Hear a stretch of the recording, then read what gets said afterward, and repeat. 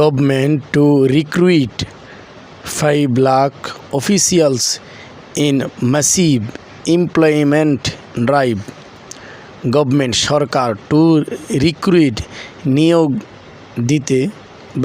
দিবে 5 লাখ অফিসিয়ালস কর্মকর্তা, 5 লাখ কর্মচারী বা কর্মকর্তা নিয়োগ দিবে সরকার।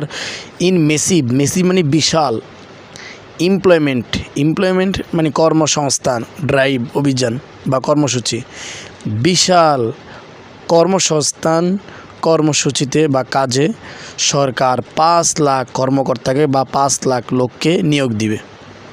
এখানে বলতেছে government to offer 1.5%, Sarkar offer করেছে, ছাড় দিয়েছে 1.5%।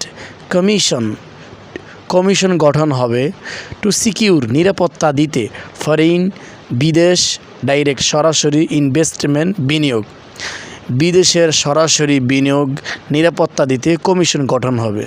PM টেলস প্রাইম মিনিস্টার, প্রধানমন্ত্রী বলেছেন প্রধানমন্ত্রী সংসদে বলেছেন যে বিদেশের সরাসরি বিনিয়োগ নিরাপত্তা দিতে কমিশন গঠন হবে।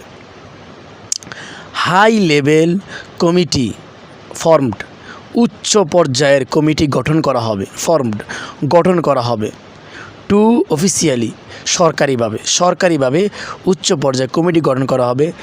লঞ্চ পেপল সার্ভিস, লঞ্চ মানে শুরু হবে পেপল সেবা। পেপল এটা টাকা লেনদেনের একটা মাধ্যম, যে ব্যাংকের মাধ্যমে বিদেশ